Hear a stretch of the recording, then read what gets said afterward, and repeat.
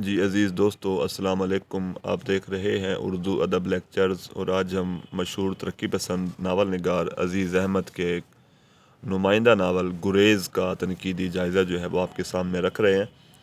دوستو ویڈیو کو یہیں پہ لائک کر دیں اور چینل کو سبسکرائب کر دیں۔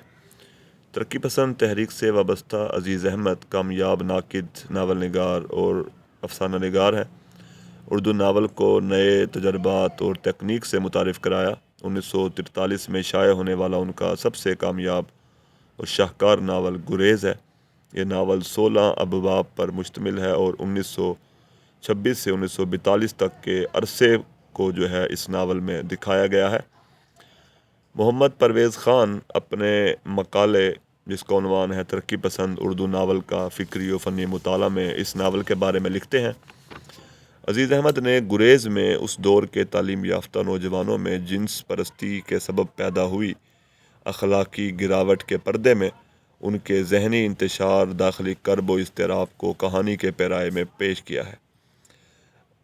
عزیز احمد نے بڑی مہارت سے عصری آگہی، نفسیاتی اور جنسی بصیرت کا ثبوت دیا ہے اور پہلی بار سگمنڈ فرائڈ کے نظریات کی روشنی میں کرداروں کی نفسیات کا مطالعہ کیا ہے۔ اگر اس ناول کے پلاٹ کی بات کریں تو پلاٹ 2 حصوں پر مشتمل ہے۔ پہلا حصہ مرکزی کردار نعیم، بلقیس اور خانم پر مشتمل ہے۔ یہ لوگ حیدرآباد کے مسلم گھرانے سے تعلق رکھتے ہیں۔ نعیم تعلیم یافتہ نوجوان ہے اور اپنی چچا زاد بلقیس سے محبت کرتا ہے، مگر نعیم اور بلقیس کے سماجی مرتبے میں فرق کے باعث یہ خواہش ادھوری رہ جاتی ہے۔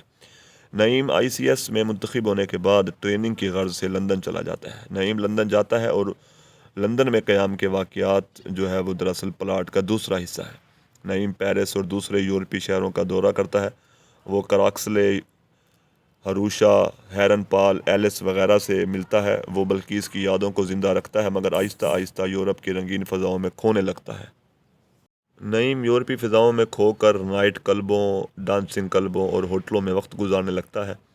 یورپین لڑکیوں کے حسن کے سامنے بلقیس کا حسن رفتہ رفتہ ماند پڑنے لگتا ہے۔ وہ ایلس نامی لڑکی سے ملتا ہے، اس سے محبت کرتا ہے، مگر وہاں بھی رنگ و نسل اور مذہب کی دیوار شادی کی راہ میں رکاوٹ بنتی ہے۔ نعیم ایلس کو نہ پا کر ذہنی کرب کا شکار ہو جاتا ہے۔ وہ پیرس چھوڑ کر لندن آ جاتا ہے۔ لندن میں میری پاؤل نامی لڑکی نعیم کو ملتی ہے، مگر وہ بھی ایک انگریز کراکسلے نامی شخص سے شادی کر لیتی ہے۔ تو یوں پے در پے ناکامیوں کے بعد نعیم جو ہے وہ شراب نوشی اور جنسی اضطراب کا شکار ہو جاتا ہے، اور اسی جنسی اضطراب اور شراب نوشی سے تنگ آ کر وہ ہندوستان چلا جاتا ہے، مگر وہاں بلقیس کی شادی ہو چکی ہوتی ہے۔ مسلسل محرومیوں کے باعث نعیم آئندہ زندگی کے لیے جنسی جذبات، شادی اور عشق و محبت سے دور بھاگتا ہے اور گریز اختیار کر لیتا ہے۔ وہ ساری زندگی محرومیوں کے ساتھ گزارتا ہے۔ ناول گریز دراصل نعیم کی زندگی کے نشیب و فراز کی کہانی ہے۔ عزیز احمد نعیم کی زندگی کے اس المیہ کو بیان کرتے ہوئے کہتے ہیں: وقت گزر جاتا ہے لیکن زمان و مکان دونوں انسانیت کی گرفت سے باہر رہتے ہیں۔ یہ عزت کی زندگی، یہ ناکامی کی زندگی یوں ہی گزر جاتی ہے۔ ڈاکٹر یوسف مسرت 20ویں صدی میں اردو ناول نامی اپنی کتاب میں لکھتے ہیں: گریز زندگی سے گریز ہے، زندگی کے تلخ حقائق سے گریز ہے۔ حد یہ کہ محبت اور عشق کی تلخیوں سے بھی ناول کا ہیرو گریز کرتا ہے۔ اگر ناول کی زبان و بیان کی بات کریں تو ہم ناول کی زبان سادہ، عام فہم اور قاری کے دل میں اتر جانے والی زبان ہے۔ ناول کے ابتدائی حصے میں حیدرآبادی زبان اور لہجہ نظر آتا ہے۔ حیدرآبادی لب و لہجہ اس بات کو ظاہر کرتا ہے کہ عزیز احمد کی حیدرآبادی زبان پر مضبوط گرفت ہے۔ جب نعیم بلقیس سے شادی کا ارادہ ظاہر کرتا ہے تو بلقیس کی والدہ جو ہے وہ اپنے اعلیٰ خاندان اور وقار کے ہاتھوں مجبور ہو کر نعیم کو جو ہے وہ انکار کر دیتی ہے۔ بلقیس کی والدہ نعیم کو انکار کر دیتی ہے اور کہتی ہے، ایک اقتباس سماعت کیجیے: کیوں جی تم یہ سب سے کہتے پھرتے ہو کہ ہم تمہاری خوشامد کرتے ہیں کہ بلقیس سے شادی کر لو۔ ہماری جوتی کو غرض ہے کہ کسی کی خوشامد کریں۔ پہلے ہی میرا دل خاندان کے جھگڑوں سے پک کے پھوڑا ہو گیا ہے۔ اپنوں سے غیر اچھے، میں تو غیروں ہی میں اپنی لڑکی کی شادی کروں گی۔ نعیم جب لندن میں قیام کے دوران ICS کا مطالعہ کرتا تھا تو وہ ایک کمرے میں مقیم تھا۔ اس کمرے تک آنے والی دالان کا منظر انہوں نے اپنے ناول میں بڑی خوبصورتی سے بیان کیا ہے، اور اس ناول کی منظر نگاری بھی بڑی باکمال ہے۔ ایک اقتباس سماعت کیجیے۔ اس نے دالان کی سرخ مٹی کو دیکھا جس پر کسی قسم کا فرش نہیں تھا، اور اس سے گرد اڑ اڑ کر بہت مدت تک اس پلنگ اور بچھونے پر پڑتی رہی تھی۔ وہ خدا سے دعا کرتا ہے کہ یا تو اسے اس دالان سے کہیں باہر رہنا نصیب ہو یا اس دالان کو فرش نصیب ہو جائے۔ ڈاکٹر ہارون ایوب اپنی کتاب اردو ناول پریم چند کے بعد میں لکھتے ہیں، عزیز احمد کا ناول گریز اردو کے بہترین ناولوں میں سے ایک لاجواب تخلیق ہے، جو ان کے زور قلم کا نتیجہ ہے، جس پر اردو ادب فخر کرتا رہے گا۔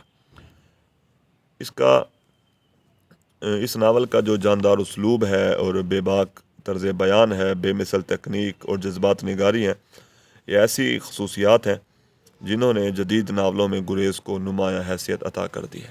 اگر ہم اس ناول کی کردار نگاری کی بات کریں تو مرکزی کردار نعیم ہے، جو اول تا آخر پوری کہانی پر چھایا ہوا ہے۔ عزیز احمد نے پورا زور نعیم کی شخصیت کو مختلف پہلوؤں سمیت اجاگر کرنے پر لگایا ہے۔ بعض ناقدین سجاد ظہیر کے ناول لندن کی ایک رات اور گریز میں صرف اتنا فرق بتاتے ہیں کہ سجاد ظہیر نے کسی ایک کردار پر توجہ نہیں دی، مختلف کرداروں پر توجہ دی، جبکہ عزیز احمد نعیم کے مرکزی کردار کو اپنا نمائندہ کردار بنا کر اس کے خد و خال کو پورے ناول میں واضح کرتے ہیں۔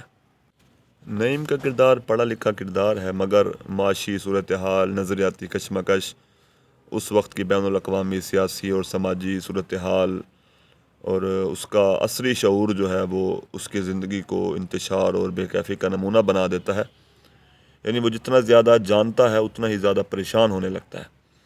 عزیز احمد نعیم کی زندگی کے ان پہلوؤں کو بھی عیاں کرتے ہیں جن کے باعث وہ ذہنی اور نفسیاتی کرب اور الجھنوں کا شکار ہوتا ہے۔ یہ کردار 20ویں صدی کے اہم رجحانات کا آئینہ دار، کسی اخلاقی تصور سے محروم کردار ہے، مذہب سے دور، سائنس کے قریب ایک قسم کا کردار ہے، تشکیک کا شکار ہے، زندگی سے غیر مطمئن کردار ہے۔ نعیم کے بعد ایلس ایک اہم کردار ہے جو کہ امریکن لڑکی ہے، پیرس میں زیر تعلیم ہے، جو جذباتی قسم کا کردار ہے۔ پہلی ہی ملاقات میں نعیم سے محبت کرنے لگتی ہے اور نعیم اور اس کے درمیان جنسی تعلقات بھی قائم ہوتے ہیں۔ نعیم کی وجہ سے وہ خود کو مشرقی تہذیب کی طرف لانے لگتی ہے۔ وہ خوددار، راست باز، بے غرض، ہمدرد قسم کا کردار ہے۔ نعیم سے بے پناہ محبت کے باوجود والد کے مجبور کرنے پر امریکہ چلی جاتی ہے۔ اس کردار کے ذریعے دراصل عزیز احمد نے دکھایا ہے کہ مشرق ہو یا مغرب، لڑکی والدین کی مرضی کے خلاف بہت مشکل سے جا سکتی ہے۔ ضمنی کرداروں میں اہم کردار بلقیس کا کردار ہے۔ نعیم سے محبت کے باوجود شادی نہیں ہو پاتی، اور نعیم اور اس کی شادی نہ ہونے کے سبب ہی نعیم کی آئندہ آنے والی زندگی کے واقعات جو ہیں وہ رونما ہوتے ہیں۔ اس کا خاندان نعیم کے خاندان سے مقام و مرتبے میں اور وقار میں خاصا بلند ہوتا ہے، تو اس وجہ سے وہ اپنی محبت کا گلا گھونٹ کر اپنے خاندان کی اور اپنی ماں کی اور اپنے والدین کی لاج رکھتی ہے۔ مگر جب اس کی شادی دوسری جگہ کر دی جاتی ہے تو یہ بھی نعیم کی طرح جو ہے وہ ذہنی کرب کا شکار ہوتی ہے اور ناخوش رہتی ہے۔ چنانچہ نعیم کا کردار اور بلقیس کا کردار اگر ہم دیکھیں تو دونوں کے ساتھ ایک المیہ ہے کہ دونوں ہی اپنی اپنی زندگی سے ناخوش رہتے ہیں۔ شکریہ۔